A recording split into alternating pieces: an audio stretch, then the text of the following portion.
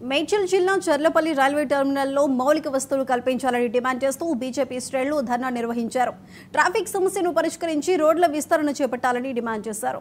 Cherlapalli railway terminal ఎదుట BJP ఆధ్వర్యంలో బైఠాయించి ధర్నా నిర్వహించారు. తెలంగాణ ప్రభుత్వం మొద్దు నిద్రపోతుందని విమర్శించారు ఉప్పల్ మాజీ ఎమ్మెల్యే ప్రభాకర్. కేంద్ర ప్రభుత్వం 450 కోట్లతో చర్లపల్లి టెర్మినల్ నిర్మించి వర్చువల్గా 4 నెలల క్రితమే మోదీ చేతుల మీదుగా ప్రారంభించారన్నారు. ఇంతవరకు రాష్ట్ర ప్రభుత్వం ప్రయాణికులకు కనీస వసతులు కల్పించకపోవడం సిగ్గుచేటన్నారు. రోడ్లు, వీధి లైట్లు, బస్ సౌకర్యం వంటి కనీస వసతులు లేక ప్రజలు ఇబ్బందులకు గురవుతున్నారని ఆవేదన వ్యక్తం చేశారు. 15 రోజుల్లో ప్రజలకు కావలసిన వసతులు కల్పించకపోతే రాష్ట్ర ప్రభుత్వాన్ని అష్టదిగ్బంధనం చేస్తామని హెచ్చరించారు.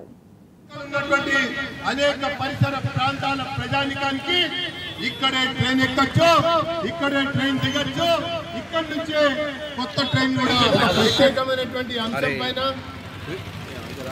రైల్వే ప్రయాణికులు పడుతున్నటువంటి ఇక్కట్ల పైన ఈ రాష్ట్ర ప్రభుత్వం యొక్క మొద్దు నిద్ర పైన అనుసరిస్తున్నటువంటి సహాయ నిరాకరణ పైన జిహెచ్ఎంసీ యొక్క నిర్లక్ష్య వైఖరికి నిరసనగా ప్రజల కోసం, ప్రగతి కోసం ప్రభాకర్ ధర్నా అని ఈరోజు నిర్వహిస్తా ఉన్నారు.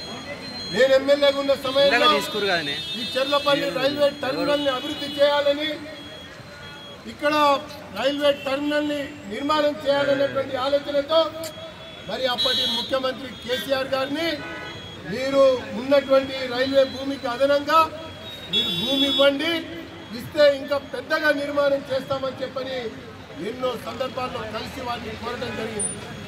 అప్పటి ప్రభుత్వం సహాయ నిరాకరణ చేసింది. 1 ఇంచు భూమి బీఆర్ఎస్ అప్పుడు ఇవ్వాల.